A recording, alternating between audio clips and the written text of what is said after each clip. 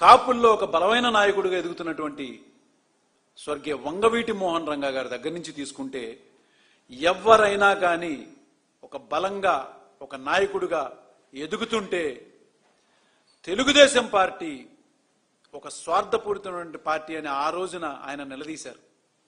ఆయనని ఎంత దారుణంగా అధికారంతో హతమొందించారో మీకు తెలుసు. మరి తర్వాత నాయకులు ఎంతమంది ఈ తెలుగుదేశం పార్టీని నిలదీస్తున్న వాళ్ళల్లో పేర్లు చెప్పుకుంటూ వెళ్తే ముద్రగడ పద్మనాభం గారి గురించి మనకు చాలా స్పష్టంగా తెలుసు. ఆయన ఎంత దారుణంగా ఆయన సతీమణిని వాళ్ళ కొడుకుని కాపుల గురించి మాకు న్యాయం జరగట్లేదని ప్రశ్నిస్తే హింసించారో మీకు తెలుసు, మనందరం చూసాం. ఇక ఇప్పుడున్న పరిస్థితుల్లోకి తీసుకొస్తే పేరు నాని గారినే కానీ అంబటి రాంబాబు గారిని కానీ ఈ బ్యానర్ కట్టి కోడల్లో పెట్టిన దాన్ని ప్రశ్నించడానికి వెళ్తున్నటువంటి రాంబాబు గారి మీదకి, అంబటి రాంబాబు గారి మీదకి ఎంత దారుణంగా కర్రలు పట్టుకుని ముందుగానే ప్రీ ప్లాన్డ్ గానే కొడటానికి పోలీసుల యొక్క అండదండలతోనే అక్కడ ఎంతమంది ఉన్నారో మాటల్లో మేము చెప్పలేం. కాపుల గురించి మాట్లాడేటువంటి నైతిక అర్హత వైఎస్ఆర్సీపీ పార్టీకి లేదని చెప్పి తెలియజేస్తూ ఉన్నా.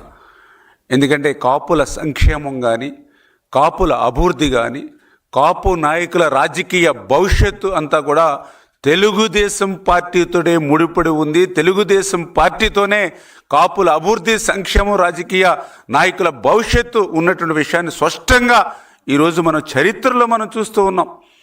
ఎందుకంటే ఆంధ్రప్రదేశ్ చరిత్రలో మొదటిసారిగా ఒక బలిజ బిడ్డ రత్న సభాపతి గారిని మరి ఒక ఉప సభాపతిగా ఇవ్వడం కానీ, ఒక పసుపులేటి బ్రహ్మయ్య గారు కానీ, రామచంద్రయ్య గారు కానీ, ఒక పాలకొండ రాయుడు గారు కానీ, ఇలా ఎంతోమందికి రాజకీయంగా ఉన్నత భవిష్యత్తు కల్పించడమే కాదు, ఆదికేశవుల నాయుడు గారు, చదలవాడ కృష్ణమూర్తి గారు, అత్యున్నతమైనటువంటి తిరుమల తిరుపతి వెంకటేశ్వర స్వామి చైర్మన్గా ఇచ్చినటువంటి ఘనత కూడా తెలుగుదేశం పార్టీది.